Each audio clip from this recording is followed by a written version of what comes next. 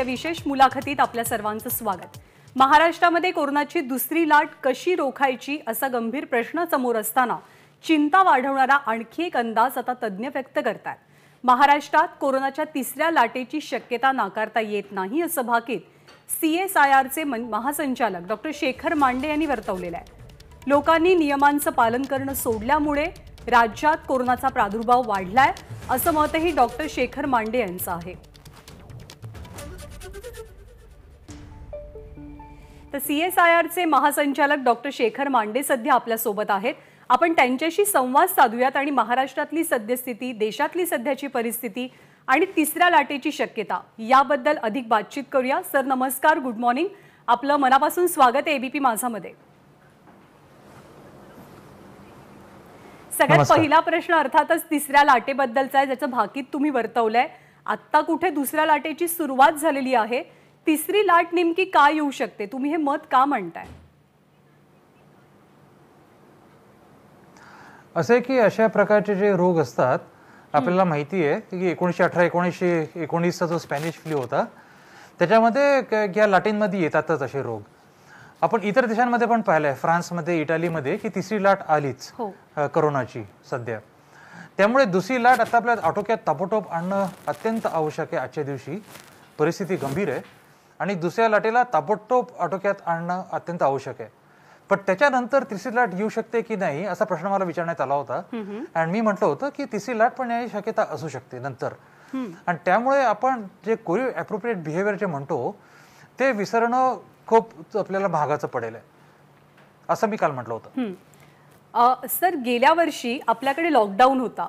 गेल्या वर्षी लोकांच्या मनात कोरोनाविषयीची प्रचंड भीती होती, पण गेल्या वर्षीचे आकडे हे तुलनेनं फार कमी होते। आपण आत्ताची आकडेवारी पाहतो तेव्हा, त्यामुळे आत्ताचं हे संकट, आत्ता वाढू लागलेली रुग्णसंख्या ही गेल्या वर्षीपेक्षा पण गंभीर परिस्थिती म्हणायची का? हो, असं म्हणायला काही हरकत नाही, कारण गेल्या वर्षी जे तुम्ही जसं म्हटलं की आकडे जे होते थोडे कमी होते। गेल्या वर्षी लोकांच्या मनात थोडी भीती पण होती, पण मध्ये आपल्याला असं आढळून आलं की डिसेंबर-जानेवारीमध्ये असं वाटत होतं की लोकांच्या मनातली भीती एकदम पूर्णपणे दूर झाली आहे आणि लोकांनी गृहीत धरून चाललं होतं की आता संपलेला आहे, रोग संपलेला आहे, त्यामुळे याच्यानंतर आपल्याला काही चिंता करायची आवश्यकता नाही। पण आता आपण बघत आहोत की आपण किती चूक होतो। आपण हे सगळे वागणूक आपली जी आपण जी विसरलो, ती आपली चूक आपल्या डोळ्याच्या समोर अत्यंत गंभीरपणे आपल्या समोर आता आलेली आहे। सर, त्या तिसऱ्या लाटेचा मुद्दा मला पुन्हा एकदा उपस्थित करायचा आहे की तुम्ही अंदाज वर्तवताय की तिसरी लाट येऊ शकते, तर हा कर्व कधी अप आणि डाऊन होतो? म्हणजे किती काळानंतर ही लाट थोडीशी डाऊन होते, ती विरते, पुन्हा एकदा एक मोठा कर्व आपल्याला पाहायला मिळतो? हे असं नेमकं कशामुळे होतं आणि कधी होतं? असे की मी म्हटलं की असे रोग जे असतात, पॅन्डेमिक्स आपण यांना म्हणतो, ते लाटांमध्ये येतातच। सध्या आपण जे बघतोय ती एक खूप गंभीर दुसरी लाट आलेली आहे महाराष्ट्रात आणि याची काही अनेक कारणं असतात। तर 3 कारणं मुख्य म्हणजे अशी की एक तर आपण कोविड ॲप्रोप्रिएट बिहेवियर केलं नाही लोकांनी आणि त्याच्यामुळे मग आपण एकमेकांना इझिली पास ऑन करू शकलो, हा जो रोग आहे व्हायरस एकमेकांना आपण देऊ शकलो। दुसरं कारण असं असू शकतं की कधी कधी या सगळ्या व्हायरसेस खूप बरोबर म्युटेट होतात। आपल्याला इन्फ्लुएन्झा व्हायरसमध्ये पण माहिती आहे की ती पण म्युटेट होते, तसंच कोविड व्हायरस पण म्युटेट होते। तर म्युटंट्स कधी कधी असतात ते थोडे वेगाने पसरतात। जसं आपल्याला आता ठामपणे माहिती आहे की ब्रिटनमध्ये जो म्युटंट आलाय, ज्याला आपण B117 म्हणतो, तो थोडा जास्ती वेगाने पसरतो। असे म्युटंट पण आपल्या समोर येण्याची शक्यता असते। आणि तिसरी गोष्ट म्हणजे, आणि ती खूप मुख्य गोष्ट आहे जी आपण विसरलो अनफॉर्च्युनेटली डिसेंबर-जानेवारीमध्ये, की असे रोग जे असतात जे हवेतनं पसरतात ते बंद कमऱ्यांमध्ये जास्ती लोक असतील अशा ठिकाणी त्यांची संभावना जास्ती असते पसरण्याची। उघड्या मोकळ्या ठिकाणी जिथे लोक कमी आहेत तिथे पसरण्याची संभावना कमी असते। पण आपण हे विसरून गेलो आणि आपण लोकांनी म्हणजे की सुरळीतप्रमाणे लग्नाच्या पार्ट्या आणि वाढदिवसांच्या पार्ट्या आणि रेस्टॉरंट्स वगैरे सगळे सुरू केले बरोबर, आणि ते आपल्याला खूप महागाचं पडतं आहे की लोकांनी हे सगळं विसरले की बंद ठिकाणी खूप लोकांची कोंडी करून तिथे पार्ट्या करणं अत्यंत अनावश्यक आहे आणि ते आपण विसरलो। तशी 3-4 वेगवेगळी कारणं आहेत जेणेकरून अशा वेगवेगळ्या लाटी येऊ शकतात। त्यांच्यामधला कालावधी जो आहे की पहिल्या लाटीपासून दुसऱ्या आणि दुसऱ्या लाटीपासून तिसरा, तो प्रेडिक्ट करणं कठीण असतं। बरोबर. पण फक्त डोक्याच्या मागे नेहमी आपल्या लक्षात असू द्यावं की लाटी येतीलच अशा. सर, तुम्ही आता अगदी बरोबर म्हणालात की तिसरी लाट येऊ न देणं हे आपल्या हातात आहे, दुसरी लाटच आपल्याला रोखायची आहे. पण आता लोकांच्या मनातली भीती कमी झाली आहे. आपण पूर्णपणे लॉकडाऊनची परिस्थिती लावू शकत नाही, त्याला वेगवेगळी कारणं सुद्धा आहेत. लोक शिस्त पाळत नाहीयेत. मग ही दुसरी आलेली लाट राज्यातली किंवा देशातली आपण रोखू कशी शकणार आहोत? आपण तुमच्या चॅनलच्या माध्यमाने सगळ्या लोकांना एक आज अपील करूया की इतिहासामध्ये जेव्हा किंवा भयानक संकट समाजासमोर उभी राहिली होती तेव्हा महाराष्ट्राने पूर्ण समाजाला दिशा दाखवली होती. कितीतरी अशी उदाहरणं आहेत ज्याच्यामध्ये महाराष्ट्राने पुढाकार घेऊन इतिहास साक्ष आहे की मराठी लोकांनी पूर्ण जगाला दिशा दाखवली होती. आज ती घडी आपल्यासमोर परत आलेली आहे. आजच्या दिवशी आपल्याला जर ही दुसरी लाट थांबवणं आणि या रोगाला पूर्णपणे जर वेगळं काढायचं असेल तर आज आपल्याला 2 गोष्टी करणं खूप आवश्यक आहे. एक, सगळ्या लोकांनी लवकरात लवकर जाऊन लसीकरण करावं आणि 2, कोविड ॲप्रोप्रिएट बिहेवियर लसीकरणानंतर सुद्धा याचा नियमित रूपाने आपण पालन करावं. हे जर केलं तर आजच्या दिवशी महाराष्ट्राला परत संधी आहे की आपण पूर्ण देशाला एक नवीन प्रकारची परत दिशा दाखवू शकतो की अशा मोठ्या प्रकारचा रोग आला तर त्याच्यावर आपण कोणत्या प्रकाराने मात करू शकतो. हे तुम्ही अगदी योग्य सांगताय सर. आणि तुम्ही लसीकरणाचा मुद्दा उपस्थित केलात. आपल्याकडे अजूनही रेस्ट्रिक्शन्स आहेत, काही निर्बंध आहेत. लस कोणी घ्यायची कोणी नाही घ्यायची यावर आता ती वेळ आली आहे, मिळेल त्याला लस देण्याची, लसीकरण सर्वांसाठी सरसकट खुलं करण्याची. असं आहे की लसीकरण आपण म्हणतो की सगळ्यांना घेणं आवश्यक आहे, पण त्याच्यामध्ये काही काही जे ग्रुप्स असतात ते जास्त व्हलनरेबल असतात. जसं आपल्याला माहिती आहे की 60च्या वरच्या व्यक्ती किंवा ज्या लोकांना डायबिटीस आहे, ज्या लोकांना हृदयाचे काही रोग आहेत, ते लोक जास्ती ससेप्टेबल असतात. आणि म्हणून त्या लोकांना आणि हेल्थकेअर वर्कर्सना सुरुवातीला लसीकरण अत्यंत आवश्यक होतं. आपल्याकडे मॅन्युफॅक्चरिंगची कॅपॅसिटी पण तेवढीच होती आणि बराबर आपण अशा बऱ्याचशा लोकांना आपण लसीकरण करवलं. आता दुसऱ्या टप्प्यामध्ये आपण आलो आहोत जिथे 45च्या वरच्या लोकांना पण लसीकरण सुरू झालेलं आहे आणि म्हणून बराबर 45च्या वरच्या लोकांनी लसीकरण करून घेणं आवश्यक आहे. ज्या दिवशी आपली कॅपेबिलिटी आहे मॅन्युफॅक्चरिंगची आणि उपलब्ध होईल आहे पुणे सगळ्या लसी, त्या दिवशी सगळ्या समाजाला तर मिळतीलच. पण जे लोक युवक आहेत जे 45च्या खालचे आहेत त्या लोकांनी पण सावधानगी बाळगणं आवश्यक आहे, मास्क लावणं आवश्यक आहे. जर स्वतःला जर कोरोना झाला, पॉझिटिव्ह आलं तर ताबडतोब आपल्या कॉन्टॅक्टमध्ये गेल्या 3-4 दिवसात जे लोक आले होते त्यांना फोनवर कॉल करून सांगणं आवश्यक आहे की मी कोरोना पॉझिटिव्ह झालो आहे आणि शक्यता आहे की तुम्हा लोकांना पण माझ्याकडनं लागला असू शकतो, ज्याला आपण कॉन्टॅक्ट ट्रेसिंग वगैरे असं म्हणतो. तर त्यामुळे लसीकरण तर होईलच सगळ्या लोकांचं, पण आजच्या दिवशी 45च्या वरच्या लोकांनी लसीकरण लवकरात लवकर करून घेणं आवश्यक आहे. सर, अजूनही भीती आहे, लसीकरणाच्या बाबतीतली भीती आहे की, आणि हा एक खूप कॉमन प्रश्न आहे की कुठली लस चांगली, आम्हाला ही लस मिळते तर आम्हाला ती लस नको आहे, ती लस मिळते तर ही लस नको आहे. तर हे लसीकरणाच्या बाबतीतले गैरसमज खूप वेगानं दूर करण्याची सुद्धा गरज आहे. त्या पातळीवर कोणते प्रयत्न व्हायला हवेत? अगदी बरोबर म्हटलं. दोन्ही लसींमध्ये काही फारसा फरक नाहीये, त्याच्या विज्ञानामध्ये फरक आहे, पण त्याचा इफेक्टिव्हनेस जो कोणी माणूस जो व्यक्ती लस घेतोय त्याच्यावर काही फार फरक नाहीये. जसं आपण जी ऑक्सफर्ड, ॲस्ट्राझेनेका आणि सिरम इन्स्टिट्यूटची जी लस म्हणतो ती स्पाइक प्रोटीनवर अवलंबून आहे. त्याला चिंपॅन्झी ॲडेनोव्हायरस व्हेक्टरमध्ये ते जोडलेलं आहे त्याला, आणि त्यांनी पण बऱ्यापैकी चांगल्या बॉडीचा इम्युन रिस्पॉन्स मिळतो आपल्याला.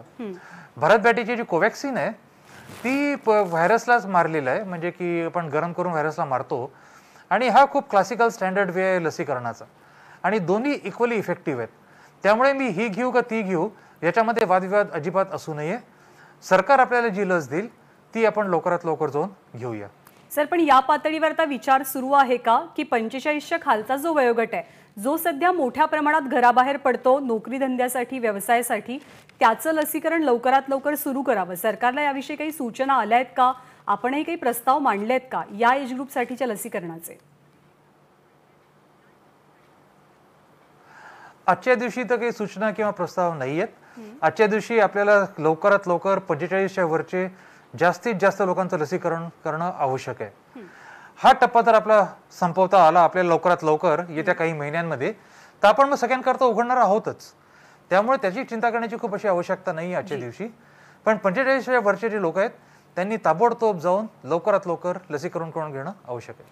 सर, यामधला आणखी एक महत्त्वाचा मुद्दा म्हणजे जेव्हा डिसेंबर, जानेवारी आणि फेब्रुवारीचा मध्य यामध्ये भारतातला कोरोना काहीसा आटोक्यात येतोय, अशी परिस्थिती असताना परदेशातल्या अनेक देशांमध्ये कोरोना वाढत होता. तिथे दुसरी किंवा तिसरी लाट ऑलरेडी आलेली होती.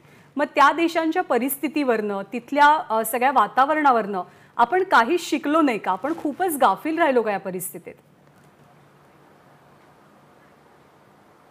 आपण अगदी गाफील राहिलो आणि याच्यामध्ये सगळा दोष पूर्ण समाजाचा आहे की आपण त्यांच्याकडनं काही शिकलो नाही. आणि त्या देशांमध्ये नंबर वाढत असताना पण आपण समजून गृहीत धरून चाललो की आपल्याकडे नंबर वाढणार नाहीत कारण आपले नंबर आटोक्यात आलेत. आणि ही चुकीची समजूत आहे आणि ती आपली जी चूक आहे ती आपल्या डोळ्यासमोर दिसून येते. सर, आणखी एक मुद्दा सतत चर्चेत येतो सध्या की महाराष्ट्रातच इतका कोरोना कसा? देशातल्या इतर राज्यांमध्ये कोरोना नियंत्रणामध्ये आहे, मग महाराष्ट्रातलेच आकडे इतके जास्त कसे वाढतात? त्याला प्रत्येक जण आपापल्या बुद्धिमत्तेप्रमाणे वेगवेगळी कारणं देतो. पण खरं शास्त्रीय कारण नेमकं काय आहे की देशभरात महाराष्ट्रातली संख्या एवढी जास्त का?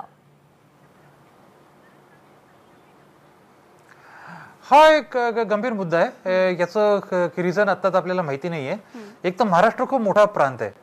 आपण पाहत आहोत की आज पंजाबमध्ये पण नंबर खूप बरोबर वाढत आहेत, दिल्लीमध्ये पण नंबर खूप बरोबर वाढत आहेत आणि दिल्ली आणि पंजाब सारखे अनेक प्रांत मिळून महाराष्ट्र एक प्रांत होतो. त्यामुळे आपण त्याला जस्ट मल्टिप्लाय केलं की नंबर कसे आहेत पंजाबमध्ये, तर ते महाराष्ट्रात जवळपास येऊ शकतात.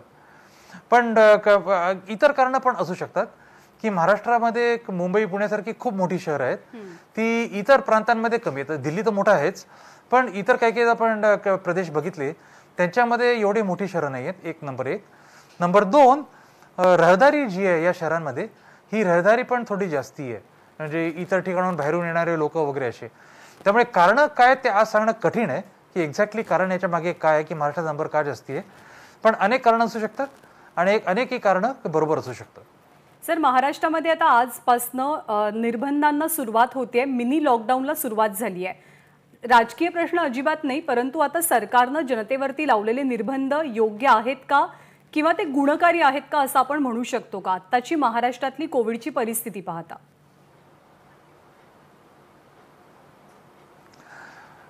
जेव्हा शासन असे काही निर्णय घेतं आणि लोकांना सांगतं की असं आपल्याला पालन करायचं आहे, त्याच्यामागे बऱ्यापैकी गंभीर विचार झालेला असतो. त्यामुळे आपल्याला जे शासन सांगतं ते भारत सरकार असेल का महाराष्ट्र सरकार असेल किंवा जिल्हा अधिकारी लोक असतील, ते जेव्हा आपल्याला सांगतात की असं असं पालन करावं आपण, त्याचं आपलं कर्तव्य हे असतं की पूर्ण शिस्तीने आपण त्याचं पालन करावं. ते सरकार आपल्याला जेव्हा सांगते ते खूप गंभीर प्रकारे विचार केल्यानंतरच सांगते की आपण असं असं करणार आहोत. आणि म्हणून ती शिस्त आपल्या बाजूने आपण बाळगणं खूप आवश्यक आहे आजच्या दिवशी. सर, या आत्ताच्या कोरोनाच्या दुसऱ्या लाटेमध्ये एक अगदी प्रकर्षानं जाणवतं की आधी म्हणजे गेल्या वर्षी असं व्हायचं की कुटुंबातली एखादी व्यक्ती कोरोना पॉझिटिव्ह असेल तर कुटुंबातल्या फार फार तर आणखी एका व्यक्तीला संसर्ग व्हायचा किंवा कदाचित कुणालाही व्हायचा नाही. पण आता कुटुंबच्या कुटुंब कोरोना बाधित होतात. एखाद्या बिल्डिंगमध्ये एक पेशंट जर का आढळला तर आणखी पेशंटची संख्या वाढते, ऑफिसेसमध्ये वाढते. हा नेमका काय प्रकार आहे कोरोनाचा? हे नेमकं का घडतंय? हे तर आपल्याला माहितीच आहे ना की कोरोना हवेतून पसरतो. त्यामुळे एखाद्या व्यक्ती जर पीडित झाला तर तो व्यक्ती इतर सहज काही लोकांना कोरोना देऊ शकतो. त्यामुळे काय असतं की जो एखाद्या व्यक्तीला कोरोना जर झाला असेल तर त्या व्यक्तीचं कर्तव्य बनतं की एक तर स्वतःला क्वारंटाईन करून घेणं, स्वतःला बंद करून घेणं खोलीमध्ये. आणि दुसरी गोष्ट, त्या व्यक्तीच्या कॉन्टॅक्टमध्ये जे कोणी लोक आले असतील गेले 3-4 दिवस, सगळ्यांना कॉल करून सांगणं की मला कोरोना पॉझिटिव्ह आलोय आणि शक्यता आहे की तुम्हाला पण कोरोना होण्याची शक्यता आहे, म्हणून तुम्ही पण आपल्याला स्वतःला क्वारंटाईन करून घ्या. तर हे आपण ज्याला म्हणतो की टेस्टिंग आणि कॉन्टॅक्ट ट्रेसिंग वगैरे जे म्हणतो, एक्झॅक्टली ही स्ट्रॅटेजी हीच असते की जो कोणी व्यक्ती पॉझिटिव्ह येतो त्या व्यक्तीने स्वतःला क्वारंटाईन करावं आणि ताबडतोब इतर लोकांना कळवावं की मी पॉझिटिव्ह आलोय, तुम्ही पण स्वतःची काळजी घ्या. सर, आता आपण मध्यंतरीच्या काळामध्ये व्हायरसच्या म्युटेशनची चर्चा केली, तर महाराष्ट्रामध्ये एखादा नवा स्ट्रेन किंवा व्हायरसचे म्युटेशन झालंय याची काही शक्यता आहे का? ते शोधण्यासाठी आणि त्यावरचे पुढचे उपाय योजण्यासाठी नेमकं काय करणं गरजेचं आहे? आपल्या समोर सध्या काही म्युटेशन आढळून येत आहेत महाराष्ट्रामध्ये. एक पर्टिक्युलरली डबल म्युटंटची चर्चा सुरू आहे भारतभर. त्याला आपण L452R, Q484E, E484Q असं आपण त्याला म्हणतो. आणि हा डबल म्युटंट चे काही प्रकार आधी कॅलिफोर्नियामध्ये आढळून आला होता. पर्टिक्युलरली L452R जो आहे तो कॅलिफोर्नियामध्ये आढळून आला होता. आणि सरकारने काय केलंय, भारत सरकारने, की एक कॉन्सोर्शियम तयार केलंय 10 वेगवेगळ्या प्रयोगशाळांचं.